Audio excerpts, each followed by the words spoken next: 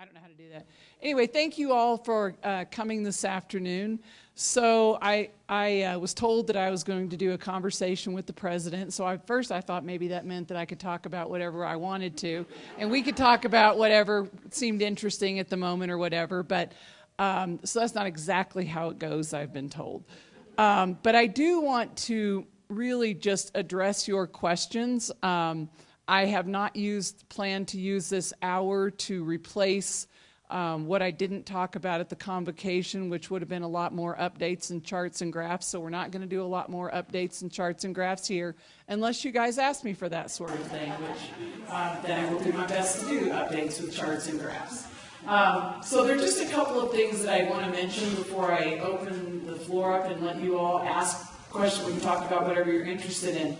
And I did mention just briefly at the end of my little address last week that we are going to start a new strategic planning cycle very soon. So all the people that you know that are deeply involved in strategic planning, namely like Julia Gallegos and Yash Mormoto, will be bothering you again and asking you to participate, and I will be bothering you and asking you to participate so that we have really good committees and people are allowed to give input and encouraged to think outside the box and really look at where Santa Fe Community College needs to go in the next 5 years.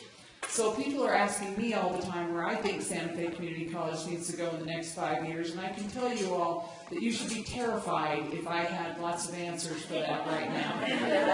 I think you should be really, really worried if I came in with a plan and said, here it is, this is what we're doing. No, that's not how it works. So I am still meeting with lots and lots of people all the time, and I'm open to meeting with anyone. I want to hear your ideas. I want to hear your concerns. And that's partly what this meeting is about today. So besides strategic planning, the other thing that we are working on and have been working on is the visit for our accreditation. So our HLC team will be here in February, and we will need everybody to be extremely well versed in what goes on with accreditation.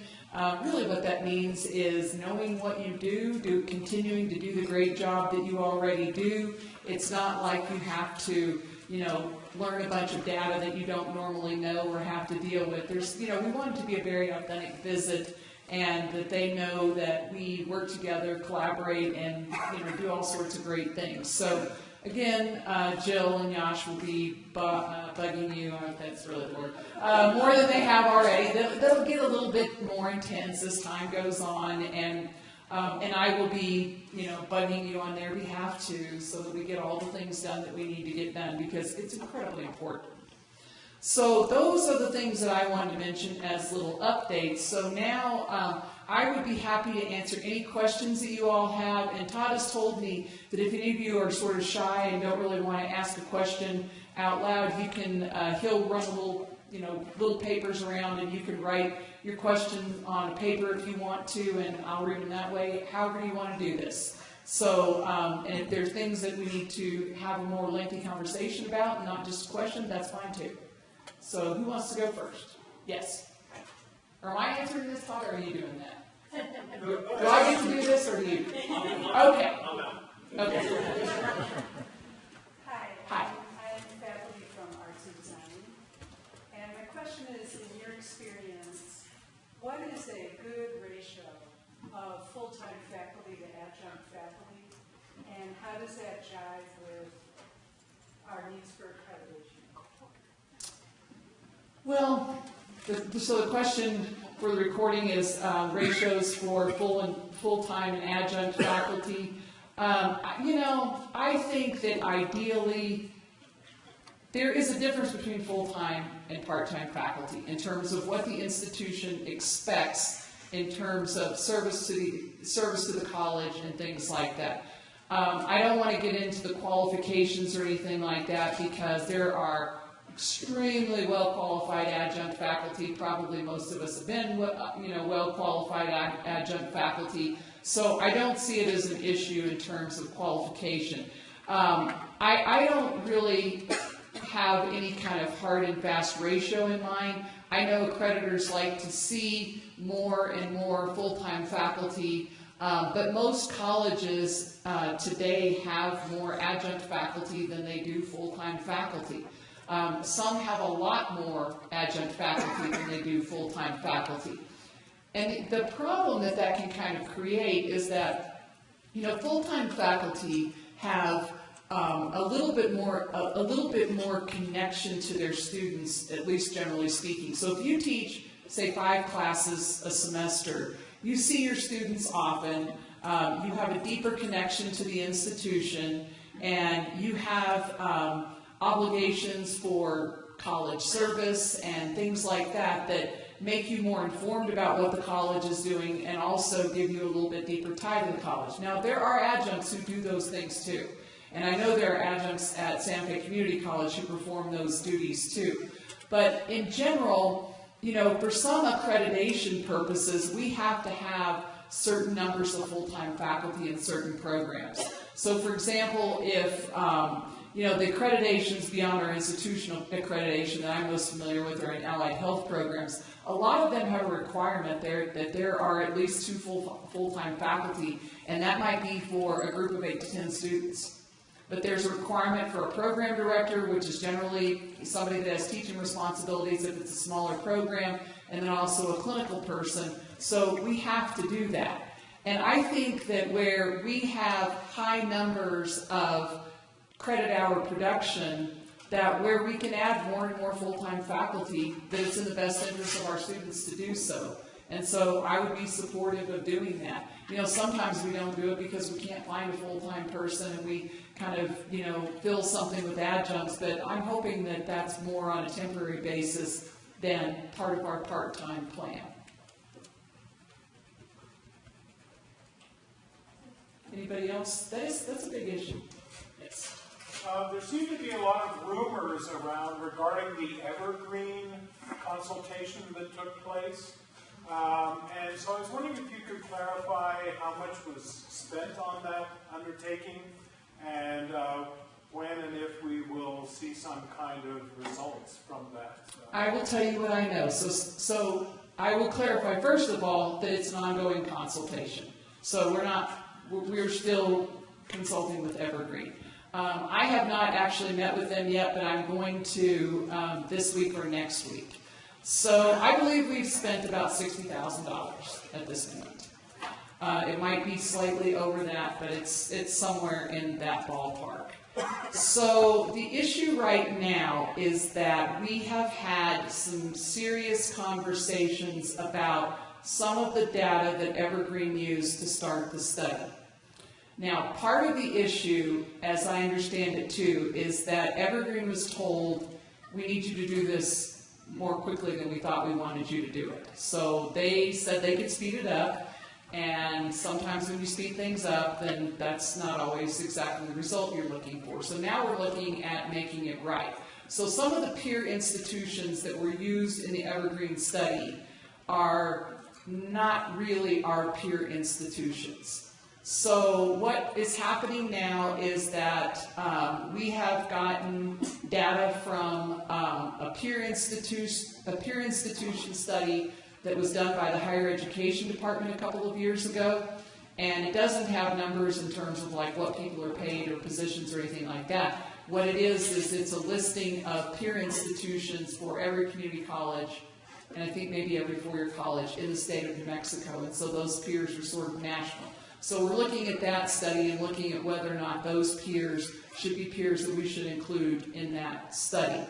The other thing that we're looking at is some data from the Mountain States Community College study, which is done every year. And so there's the Mountain States is a fairly broad consortium of community colleges, and really, to me, their biggest claim to fame is that they do an annual salary study.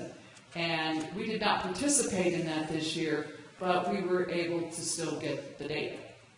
So we are looking at that. And here is what I think is probably going to happen. And I'm going to be very frank with you. So the study got started with faculty and staff. And that we're not going to be able to pull that off in a really timely manner. So because faculty are now under a collective bargaining agreement, the faculty negotiations for salaries are going to remain under that collective bargaining agreement, and those will be ongoing, and those will start beginning in February, and we will go through that process in a very transparent manner. So for staff, I think that my suggestion is going to be that we take a little bit more ownership in this study ourselves, and that we may be working with Evergreen on a higher level, or we may not be. I don't know about that part of it yet. But I think that we possibly work with the staff senate and look at the numbers that we see from these other surveys and look at where those jive with what we do have from Evergreen and figure out what we can do. I'm open to pretty much any approach. I was asked by staff senate a few weeks ago whether I supported using salary tables for the staff. I do. I don't know that that's exactly what you want, but I certainly support looking at that and seeing if that would be a little bit easier and maybe a little bit more transparent method of calculating salaries instead of the bands that we use right now. I don't know, but I certainly think that people who know about these things should be looking at this very carefully, and then we need to get some good representation looking at those particular kinds of issues.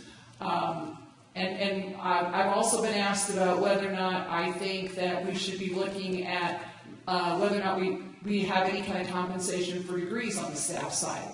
I think we should look at that.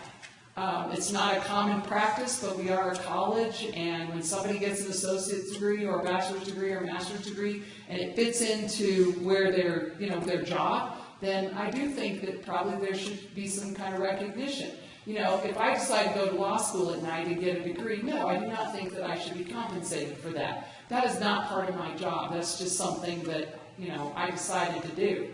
But when you're working on a career path and getting deeper knowledge in your own path, then I think that's very relevant, and we should be looking at that. So it's out there, we're still working on it, but there are data issues, and so I do not feel comfortable going forward and saying these are the numbers when I know for a fact that some of the peer institutions that we've used are not peer institutions. Yes. Hi, Dr. My name is Mary Elias, and one of my roles is I'm the student government advisor. Yes. And this is kind of course, the students' side of it, is a lot of students have been coming and asking about school spirit and how we can get students engaged more. And so at SJ, it's been mentioned, is like, what do we need to do to try to get permission to get a mascot? If you only knew so where I came from, we sort of unofficially adopted a prairie dog as our mascot. Unofficially because our board hated it. But I thought we did some of our coolest marketing things with those prairie dogs. So we had these big, 6-foot-tall prairie dogs that were customized to fit whatever functional unit. There's one in the library that had little glasses on and everything. So I think that the mascots do generate school spirit. But I think that we need to be really thoughtful about how we would try to choose a mascot, and something that is reflective of who we are. People were saying, prairie dogs are rodents, why would you pick that? Nah. Well, they're all over our campus. Some people thought they were incredibly cute. Then NPR, there was a study that was publicized about how prairie dogs really communicate on a much higher level than people ever knew before, so that was cool and made it seem a lot better. And then we kind of got into the dig in motif, where we, use prairie dogs for that. So, we need to pick something. I think that, for community college, if Clovis would have wanted to do something like pick something like the Cavaliers or something for their mascot, I would have thought that was sort of silly, honestly. But picking something that really fits and that students like, I think is good. So in terms of how we would need to do that, that would need to be something that comes from students and that students have voted to support, and then we would, probably take it to our board. Or we could just, have Todd start putting it all over.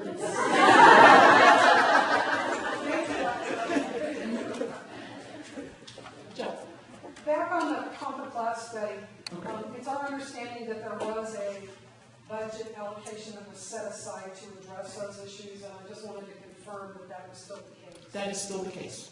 So once that study is complete and the decisions are made, we do have the wherewithal to address. Right, we do.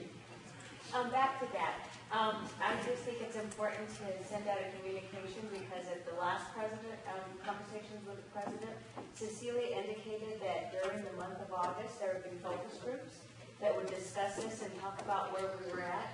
And since we're not there right now, I think it's important to get the word out to everybody so they don't make their own assumptions. Well, and I think you're absolutely right. So here's this is not exactly a timeline. It's an order of events, okay? So the first thing, like I said, I have not met with the consultants, and so I would like to have a meeting with them, with a couple of other people, you know, with Terrence and with Nick and with Amy Tilley, so that we can really be able to ask them the questions that we have, you know, where we have concerns about, you know, what didn't happen or what happened a certain way. And then kind of go from there. And then we can have to, you know, make a decision about what we're going to do with that. And I'll tell you, our board has interest in this too, and so they will be asking those exact same questions about, you know, where this is going and what we're doing with it. Regardless of what the next step is in terms of Evergreen, I think it's still important to have a group of staff working on the way we roll this out, because they're going to give us options. Even if we say, okay, Evergreen is 100% correct, we're going with Evergreen, which I don't think we're going to say. But if we said that, they're going to give us options. You know, they're going to have like, this is scenario A, this is scenario B, you know, whatever. So there are different ways that we can do that, and they're all going to involve different amounts of money and all that. But it's not even just the amount of money that we would look at going forward here, because in that regard, I think that's not so much the issue. But it's looking at how we're going to create equity for people who come on in the future. So that's an important thing, you know. So we all, say everybody in this room gets a raise or something like that, but then we still have starting salaries that we need to look at, because there will be other people that will, be trying to decide whether or not they can start at those salaries or whatever, and that's an issue that we will have to address.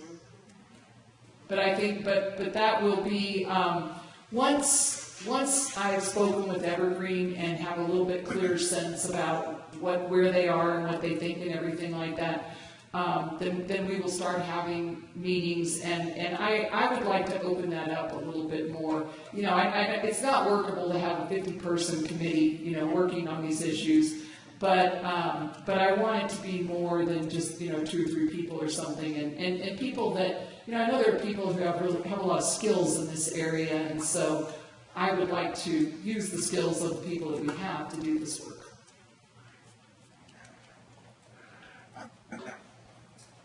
What else?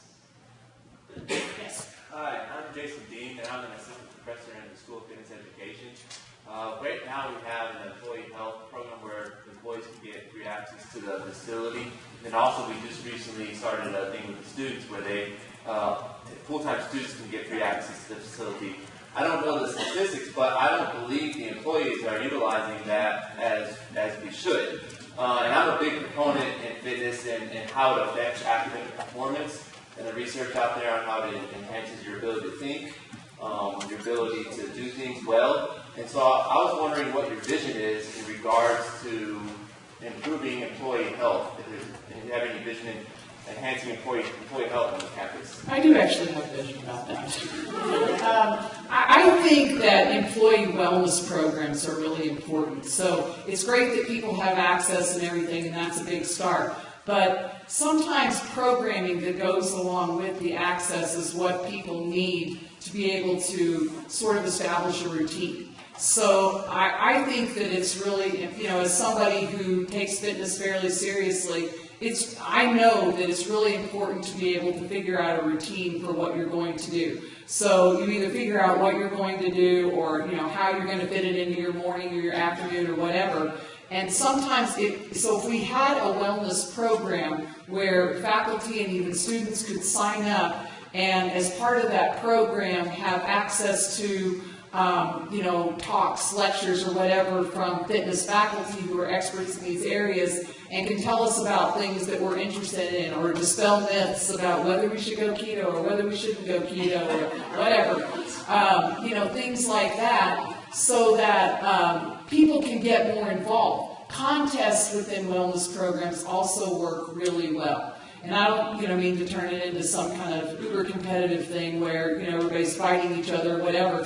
But at the college that I came from, I did see a lot of people get involved in fitness when we would have a wellness program. And sometimes it's stuff like you have to eat a certain number of vegetables a day or something like that, or it's a step program where you have to, you try to get at least 10,000 steps in a day or something like that, or try a new activity. We can do things where, say you're signed up for a spin class or something like that, but you can have the opportunity to go to a different class that you're maybe not signed up for, just to kind of try it out and see if you like it. Maybe you've always heard that a particular type of aerobic class is fun, but you're a little bit, afraid to do it. People are intimidated a lot by fitness classes.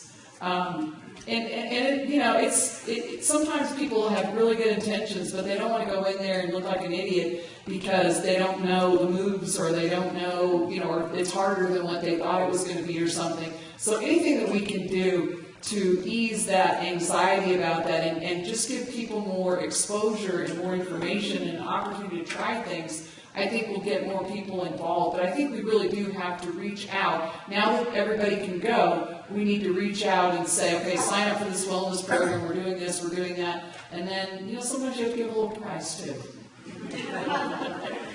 But people love t-shirts.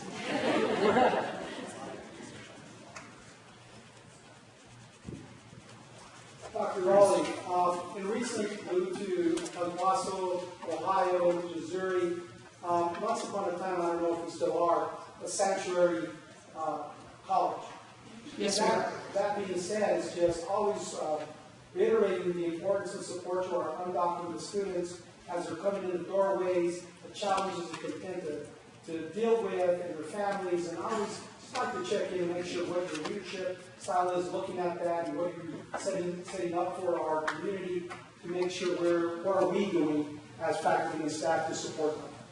Well, we definitely are a sanctuary college. So that means that, we do support undocumented students. We'll do whatever we can to help them be successful, to bring them into the college, to integrate them into all that we do. And I think that there are traditional points of access for undocumented students, and I think that it's important that, we do whatever we can to make people feel safe and make people feel comfortable. And, and also tap into the larger resources of the community of Santa Fe.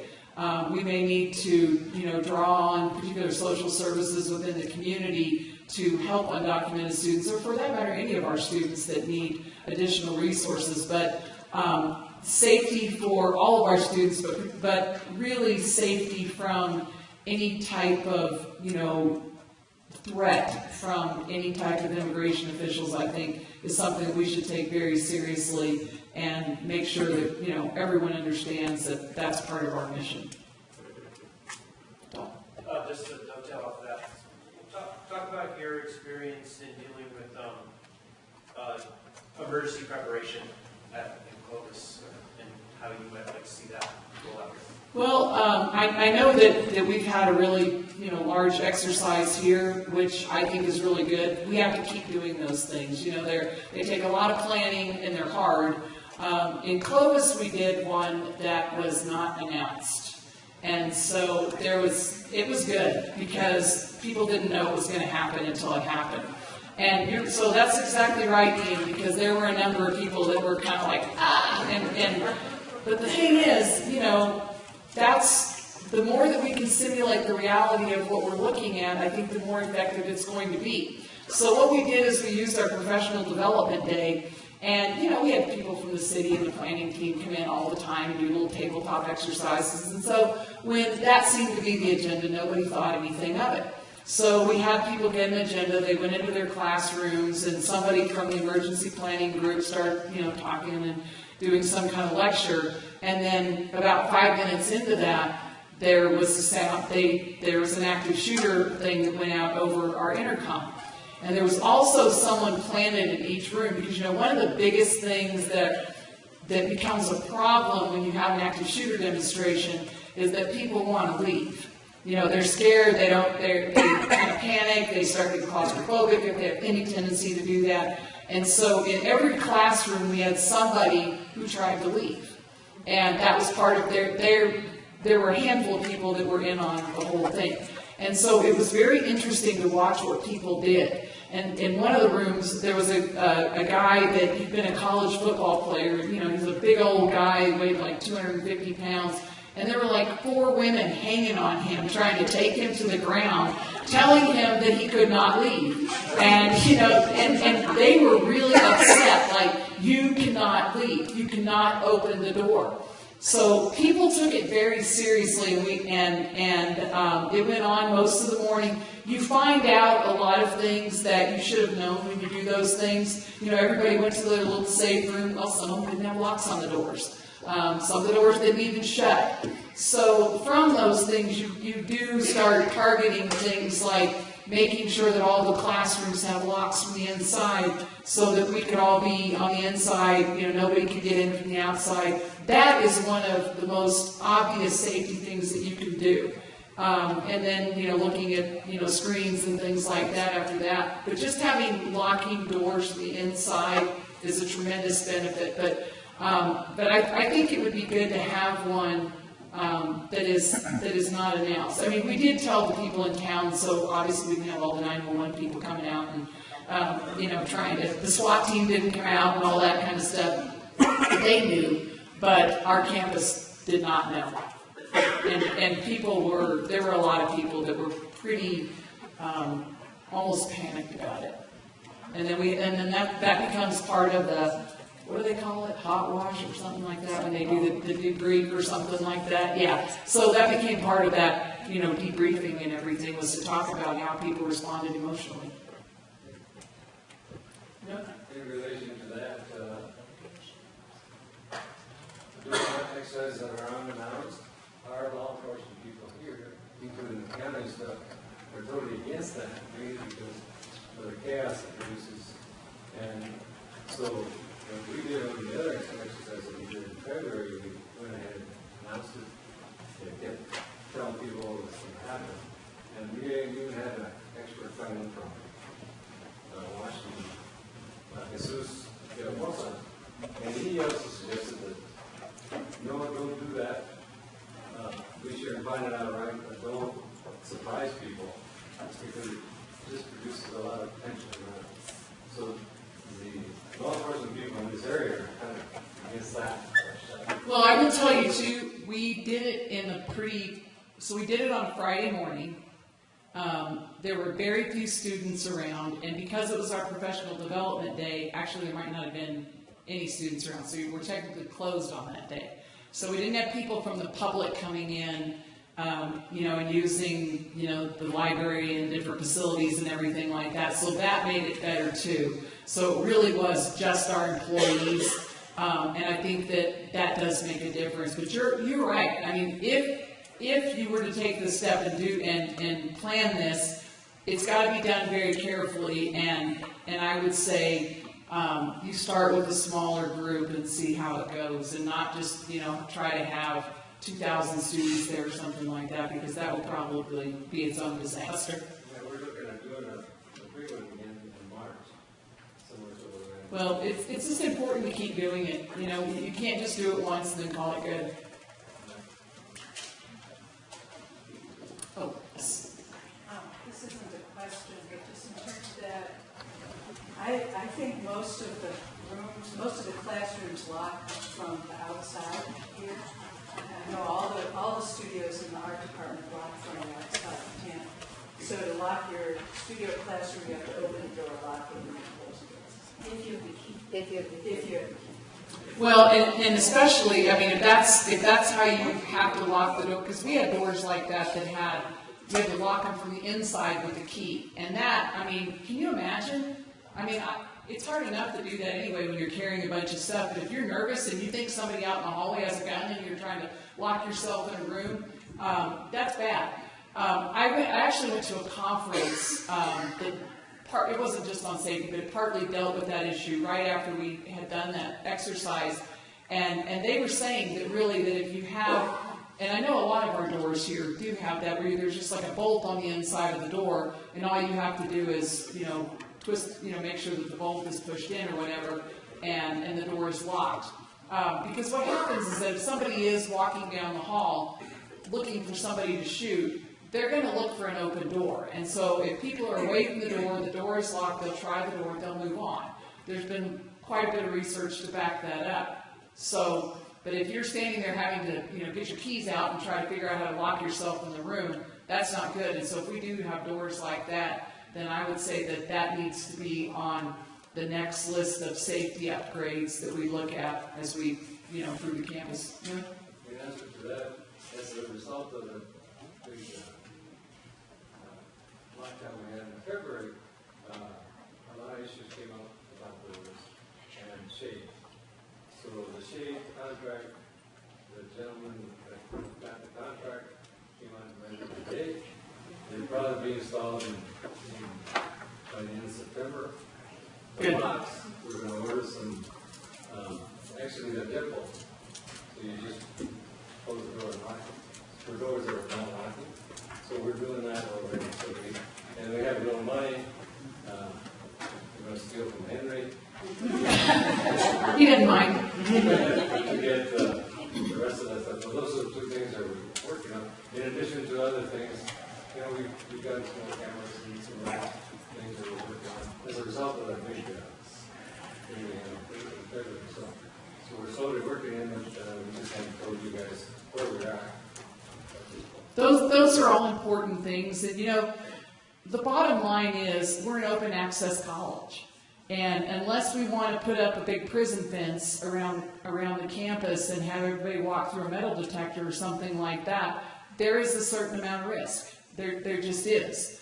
But, having classrooms protected like that and having other rooms protected like that so that, you could shut the door to, IT or the library or financial aid or any of those areas and have a place to go. And everyone should know where they're supposed to go.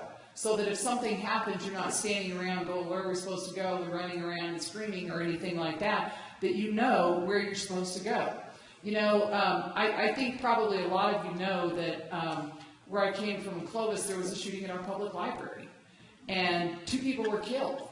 And so a young man came in the front door, and the way that the library is designed, there was a hallway off to the side, and there was a public restroom over there. And so he came in with a bag, and he went into the public restroom and loaded up his gun and everything, because of course he filmed himself doing it and posted it, at some point. And then he came in the library, and he started shooting. And the library director was in her office, and there was a closet in her office, which is where she was supposed to go if something like this were to happen. So she did, and she, was fine. So she received a fair amount of criticism, very unjustly, because she did what she was supposed to do. Had she walked out of her office and gone storming out to the circulation desk, I'm pretty sure she would have been shot too. I'm not really sure what the point of that would have been. So, when things like that happen, everybody in the building needs to understand what needs to happen. And so it's not just, dependent upon the boss to say, all right, everybody go do this and that. Every person who works in an area needs to understand this is what happens. So if you're at a circulation desk or whatever, you hit the deck. But it's what's hard is you don't really know how you're going to respond in that kind of a tense situation. We'd like to think that we would do this and that and the other thing, but, hopefully we won't just stand there and scream. But it's a really, and those kinds of things, they leave a lasting impact. They really do. Anybody have anything cheery to talk about? Yes? wondering what your leadership style is like and how you intend to introduce it to the campus. Well, I don't know that how I would describe it, I guess, as collaborative, open. I rely on a lot of other people. I don't see myself as the dictator that gets to decide everything, although, every now and then somebody will come to you and say, all right, no one wants to decide this, you have to decide. I hate when that happens, but you can, and I will. But I like to seek input from as many people as possible. And sometimes I will seek input from people that might not seem like the most likely people to have the answers to something. But sometimes getting a different point of view can be really enlightening. And so my style of leadership is going to involve a lot of input from other people, and then we will go from there. I think it's important to get the student point of view. We're here for students, but we should be designing our processes for students. Sometimes we don't. We design them for ourselves because it's easier for ourselves to do things a certain way. So if somebody like Ian comes to me and says, "Why do we do this way?" I'm much more likely to stop and take a look and try to decide what we ought to do. A lot of times I will notice things. I will not just go out and say, this needs to be fixed, but we're not doing this way. I will ask and I will try to, go to the people that own that process or whatever. And a lot of times it's done for a really good reason. I just didn't know the answer. So they tell me and then I'm done with that. But if there's something that there will be things we need to change. There have been things that I have heard from a whole lot of people just asking, well, how do you think things are going, or what do you think's going on? It's not that I'm saying, well, tell me about a particular area. So, I think collaboration, especially in a college, is the key to being able to let people have input, to make sure that we don't jump the gun and do something too quickly without knowing all of the history behind something. But at the same time, colleges have a tendency to study things to death and never do anything. That drives me crazy. So I don't know, I feel like I have a pretty good instinct and I have a lot of experience about, okay, we've studied this to death, now it's time for us to make a decision and move on and go from there. But I respect the talent of the people that I work with. I've already figured out that I work with a lot of really talented people, and so I rely on their expertise to kind of give me input into where we're going to go. Yes? I had a question about our health insurance plan. Is there do we have any representation on the ERB and the insurance authority part of that? And is there any, I don't think Evergreen had anything to do with the polling whether we liked our insurance plan or not. No, I don't think it did. And I think, Nick, are you still on the NCSA board or whatever it is? Is there any plan to reduce premium? Or at least not raise them again?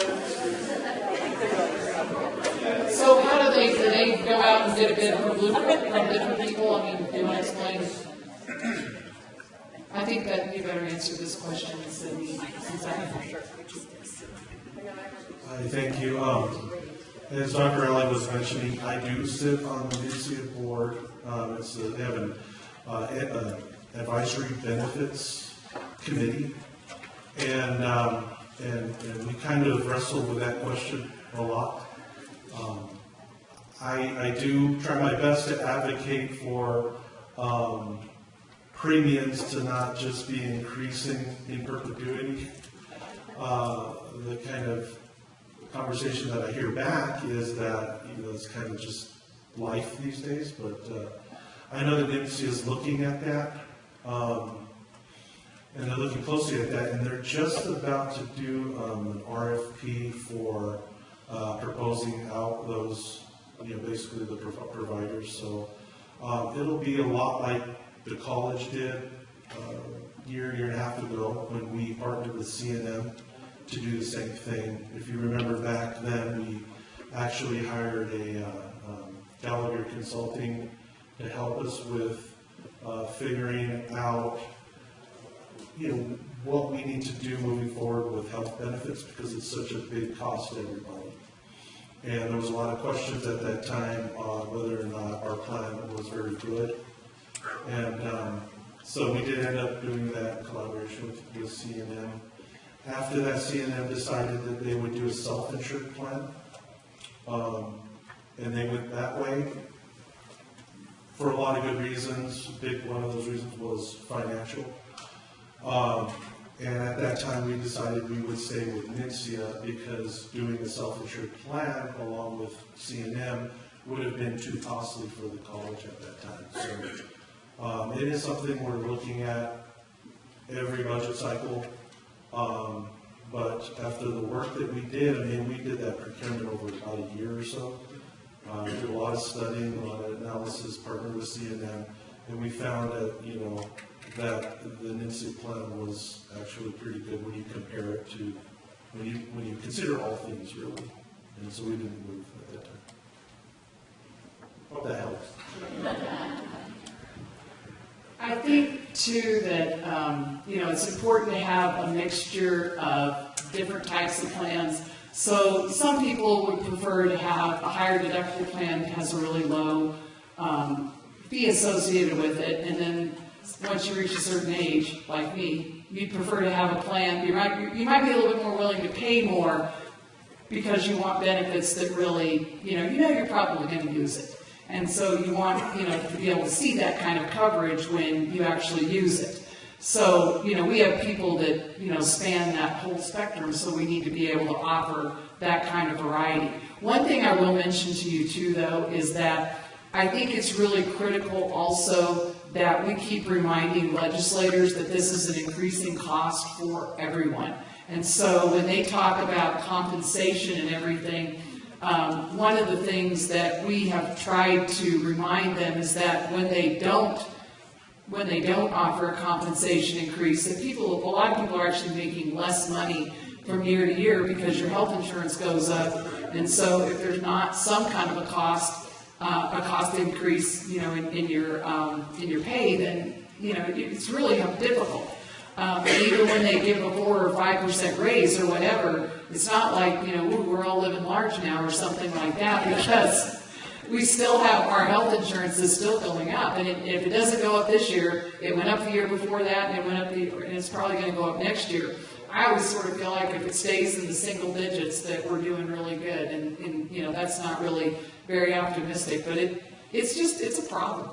It really is, and unfortunately, there's not really an easy answer other than, I think, to try to provide as many options as we can so that people don't get stuck paying some kind of really horrendous rates. But because I think there are a lot of people that don't really use health insurance. They're lucky enough to not have to, and so you don't want to have to pay a lot for it.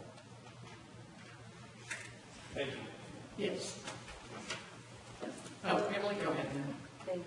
I had 2 questions. One was about the health insurance. Does it account, so CNM's the cost of living where CNM is versus the exorbitant cost of living in Santa Fe, so that's accounted for in those calculations? It's 20% more than anywhere else in the state, so that you're 20% more of the average U.S. cost of living in Santa Fe. Yes, that is true. But part of what they look at when they calculate, and correct me if I misspeak and act like I know more about insurance than I do. But when partly they look at what the healthcare costs are in your region. So, Santa Fe at least has, pretty, I would say, better than decent healthcare options in terms of hospitals, urgent cares, and specialists in the area and things like that. Where I came from, healthcare was really expensive because everybody has to go out of town. So there's a decent-sized Presbyterian hospital there, but they don't really have that many specialists. And so if you want to go to a dermatologist or something like that, everybody goes out of town. It makes healthcare costs more expensive, and so generally our quotes are more expensive. So it's not so much the cost of living in the area. I mean, you'd think that it would make sense that they would look at that, but what they really, the insurance company looks at their cost. And so their cost is factored in more with what the cost of health care is in that community. Okay. Thank you. And my second question was about professional development and like what your take on that is, like how much space does that take up in the big plan that you have for? I think it's critically important, and I think that everybody should have some sort of plan for professional development. And obviously, it's going to vary between all of us depending upon what our job is. But I think that it's important for us to be able to provide professional development as a college to all of our employees on different issues. I mean, there's some things that it's required that we do that on for Title IX issues and sexual harassment issues and things like that. But as far as like professional development within our specific areas, where we work, I think it's important that people have access to those. And that can come in a lot of different forms. I mean, one good thing now is that you can get a lot of good professional development without, leaving if you don't want to go to a conference or something like that. We do have money available for people to go to conferences. The foundation provides a certain amount of money. And then, there are some of us that have jobs where it's really required that we get professional development. So if you handle federal financial aid, you need to go to the Department of Education's training so that you know what their latest rules and regulations are and things like that. But we need it, and it's not just a compliance thing. It's a growth thing, so that you feel like, sometimes you sort of get tired of doing your job sometimes. And it's amazing how professional development can re-energize you. And being around other people who are professionals in your field and are doing things differently than you are, and talking to them, even talking to them about the things that are difficult about your job, can be sort of, reassuring, and you sort of feel like you're part of the group and that you have support and everything. So I think that it's really important, and it needs to come in all those different forms. And I think that there are opportunities for us too in terms of using our own continuing ed people for professional development. They do a lot of great things that I find pretty amazing, and I think that they are sort of an untapped resource for us as a college too. We're about to go through course cancellations, and I don't want to put you on the spot. No. I was wondering, in your experience, what you would recommend in terms of enrollment and course cancellations. Like, do you have a percentage of classes, like a class should be a certain percentage full in order to be not canceled, or what? It depends upon the class. So, when you have classes like, something where there's multi-sections of a class and you have several classes that are half full, then I'm comfortable with canceling a section and calling people and trying to move people or whatever. But sometimes you have a class with 3 or 4 people in it that you just really can't cancel. Or you can, but it's going to be bad if you cancel it. So if it's a class that is not offered very often, or is a capstone class, or advisors come to you and say we have all 3 of those people need that class to graduate, then we have to figure out a way to offer that class. And it may not be the full-blown class, but it needs to be something, because we have an obligation to our students. So, I've gone to the class cancellation meeting probably, I don't know, it seems like about 100 times, but I know it's not that many. But and people would always say, well, we hear there's a magic number, like, we're going to cancel anything that doesn't have 8 or whatever. There is no magic number, unless Margaret has a magic number that she didn't tell me about or something. So it depends upon what the class is, and I think that we have to be really flexible and get really good information from people who know, like advisors and the faculty in the area and deans who know that we have students who are really dependent upon this class right now, and then we have to make arrangements and do that. Oh, sorry, Marcy. No, it's okay. You've been very patient. Oh, I'm going to go kind of piggyback off of Jerry's question earlier when we were asking you what your leadership style was, and you said collaborator. I've also heard you use the term consensus builder. Mm-hmm. And I guess my question would be, how do you get that to go in your vision? How do you get that to go kind of system-wide? Do you expect your leaders, like at the next level of management, to be like, how do you do that? That's a good question. Yes, because it's the hardest thing to get all the right people in the room, and I want to really respect how difficult that is. But I thought I'd see what you thought. Yes, I mean it's difficult. It's difficult and I don't honestly. I feel like I've walked into a situation where it's going to be easier for me in some ways than it was where I came from. So some people are not that collaborative by nature. And it's not that they are against it in theory, they're just not very good at it. And so they might think they do it, but they really don't. And so part of being a good collaborator involves having a certain amount of patience. And some people just don't want to mess with, trying to make sure that everybody understands what most people think that this is a good idea or whatever. And you're not going to get 100% consensus or anything.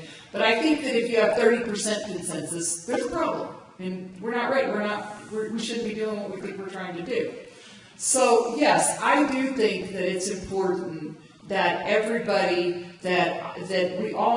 everybody who has any kind of a supervisory role, we all work in groups, we all, work with our students or whatever, that everybody try to do that. And so I hope to model that so that people pick that up as a group. But I will say that, the people that I work with most closely seem to be very collaborative. And I don't think they're just acting collaborative with me because they, think, well, that seems to be the way to do it right now.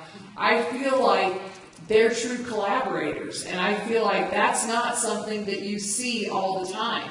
I've worked with plenty of people before who go in and think, okay, I'm the boss now, I'm the vice president, so here's the way it's going to go, and that's how they roll. And then people come to me later and say, we can't do this is terrible, and that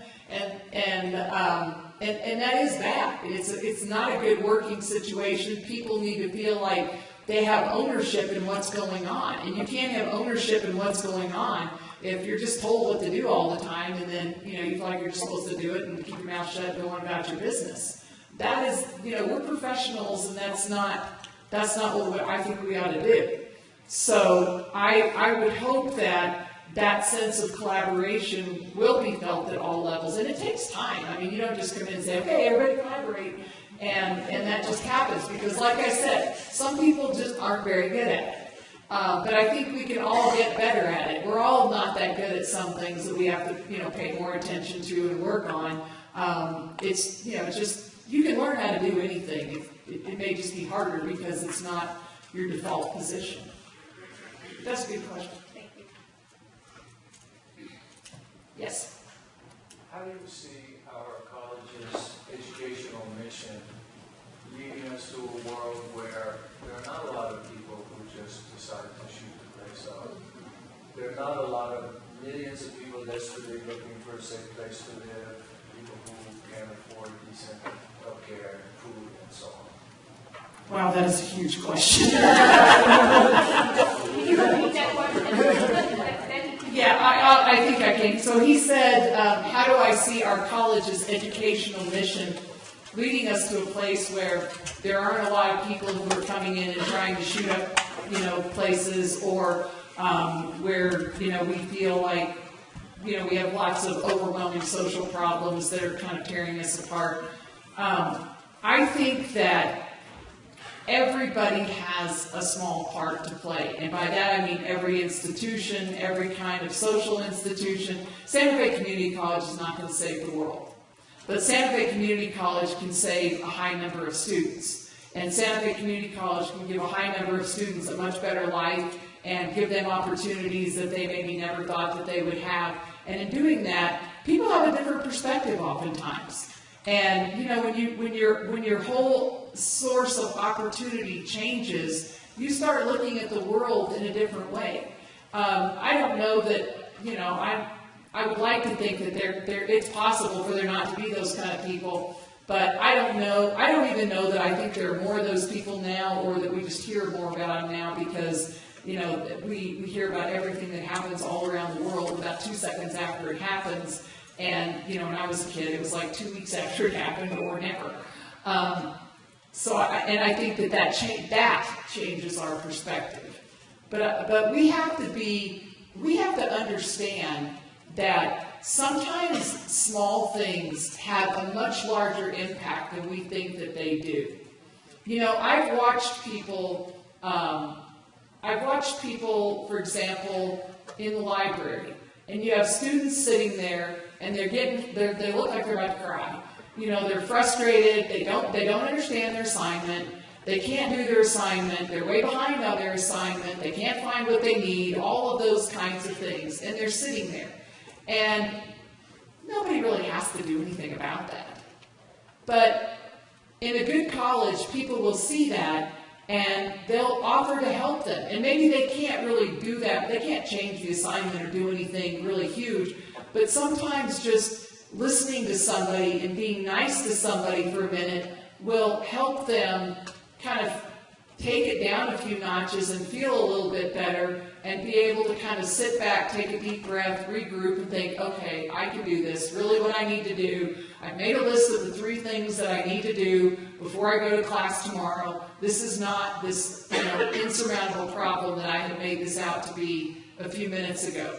But sometimes just noticing that people are struggling and that people are upset and that people are confused or frustrated or whatever goes a really long ways. It's real easy to just be thinking about what you're doing next and where you got to go and all that kind of stuff, and you wander off and you don't notice those kinds of things. But taking 30 seconds to speak to somebody like that, and what's interesting to me is normally the people that I see do that, it's not like they stand there and go, wow, look at that great thing I just did. They don't even, you know, they just did what seemed like a normal thing to them. But you watch the person that they helped, and you can tell that they had a really big impact on that person. You know, they said the right thing at the right time. And you have to look for those opportunities. And a lot of those little opportunities like that can really make the difference of whether or not our students decide they can do this and decide to stay, or decide they're not going to do their homework, because what difference does it make? They have a D and they're not going to pass anyway, so whatever. It makes a huge difference. Yes? I'd like to kind of piggyback on the last question. Your answer is talking about kind of the environment of education as far as being helpful to the students. But I think the root question maybe is why we teach. And I'd lay it out this way to you. There's a utilitarianist view of education, where you prepare a student for a job, okay? And that may make their life better, and there are arguments for this, good arguments for it. And then there's a model of education which you might say is rooted more in the old model where education was at one time always a religious pursuit. You were doing God's work. Now, what's replaced God, perhaps, is another social model. But where the idea is to change society by changing the student. And there are arguments to be made for this side as well. Do you have any feelings about these arguments that go on today?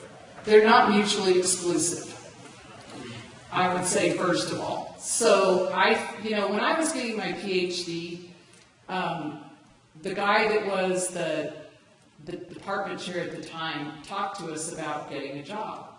And this was close to, the English majors would always go to the MLA conference and you try to get an interview at MLA. It was the weirdest thing in the world because usually you got interviewed in somebody's hotel room. I mean, really, it was just, I thought it was weird then, but now I really think it's weird. So, anyway, but he would talk to us about us not being too weird. because he was telling the story about a student that wore a cape to an interview or something like that. And so apparently it's kind of a deal with English majors that you have to try to appear to be normal and not too weird. But my point is that even in something as esoteric as what I was doing, there's still a job function in that. And that I never for 1 second thought I was getting a PhD in English just so that I could become enlightened. Every step along the way, I knew that I was going to get a job at the end of that, but the kind of job that I wanted was one that was going to require a PhD in English. But at the same time, being in graduate school and studying like that and that whole life of the mind is, that was one of the most fulfilling time periods in my life, and I wouldn't trade that for anything.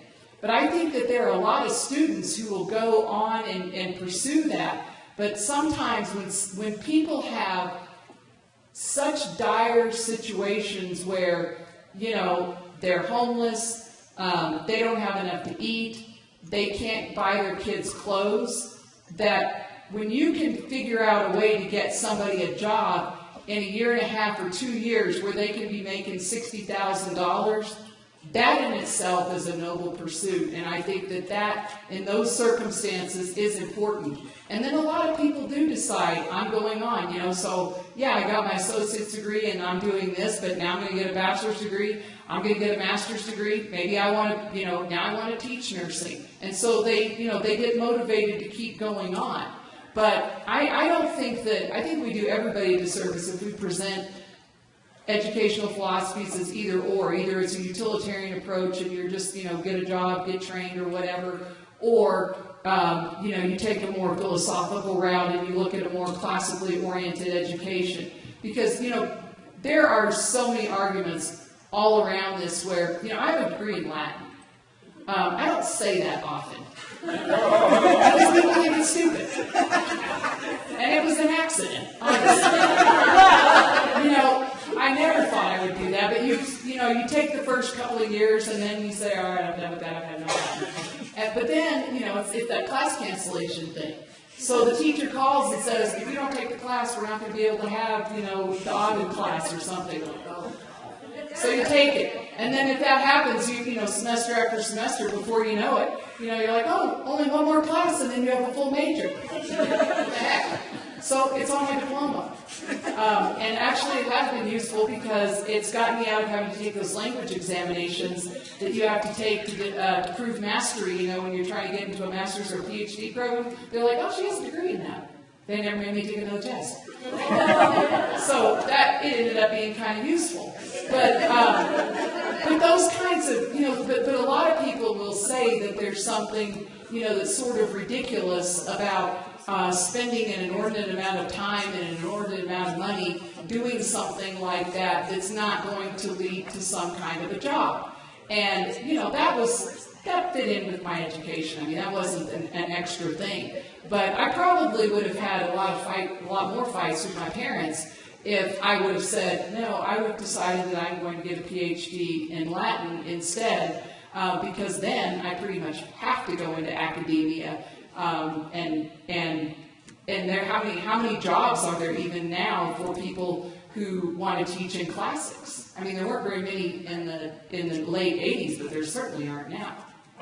So I think it's a larger conversation. I think that it varies from student to student, and that we need to get to know our students and find out what their interests are. But I think that regardless of what they do, we have an obligation to teach them about issues involving social justice and issues involving sustainability and what it means to be a good citizen. That's part of being a college student at any level.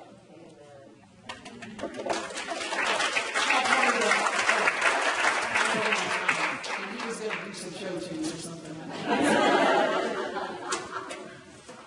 Thank you all very much for coming.